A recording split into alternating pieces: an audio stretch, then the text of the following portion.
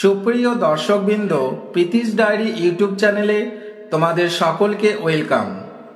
আজকের প্রতিবেদন ছোটদের জন্য সহজ 10টি বাক্যে স্বাধীনতা দিবসের বক্তব্য। আশা করছি ছোট্ট বন্ধুরা তোমাদের সকলের ভালো লাগবে। বক্তব্যটি ভালো লাগলে লাইক কমেন্ট করে বন্ধুদের মধ্যে শেয়ার করে দিও।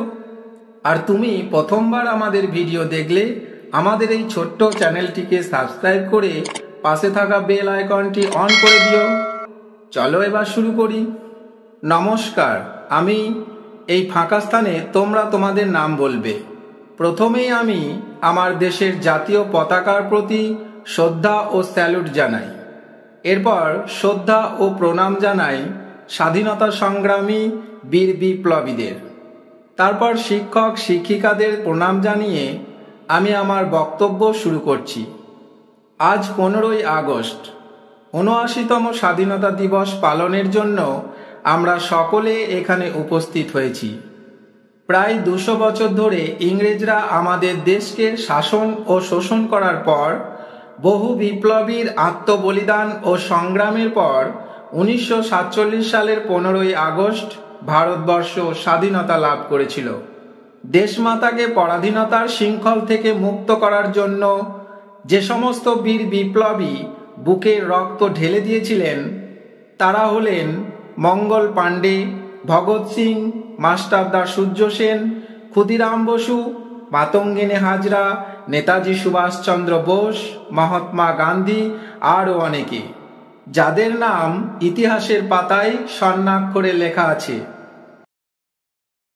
ইংরেজদের শোষণ ও অত্যাচার থেকে মুক্তি পাওয়ার জন্য দেশের মানুষ বিভিন্ন সময়ে বিভিন্ন ব্যক্তির নেতৃত্বে নানা বিদ্রোহ ও আন্দোলন গড়ে তুলেছিলেন। যেমন মঙ্গল পাণ্ডে ও ঝাঁসি রানী লক্ষ্মীবাঈর নেতৃত্বে সিপাহী বিদ্রোহ, সিধু কানুর নেতৃত্বে সাঁওতাল বিদ্রোহ, গান্ধীজির নেতৃত্বে সত্যাগ্রহ ও অহিংস আন্দোলন, নেতাজির নেতৃত্বে আজাদ হিন্দ ফৌজ। তবে ভারত স্বাধীন হলেও অখণ্ড ভারত ভেঙে দ্বিখণ্ডিত হয়ে যায়। সৃষ্টি হয় দুটি পৃথক দেশ, ভারত ও পাকিস্তান।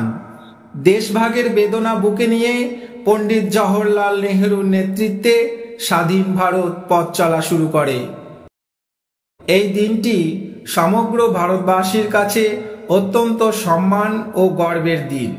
দেশবাসী জাতীয় পতাকা উত্তোলন, বন্দে মাতরম ধ্বনি ও জাতীয় সঙ্গীত গেয়ে এই দিনটি পালন করে।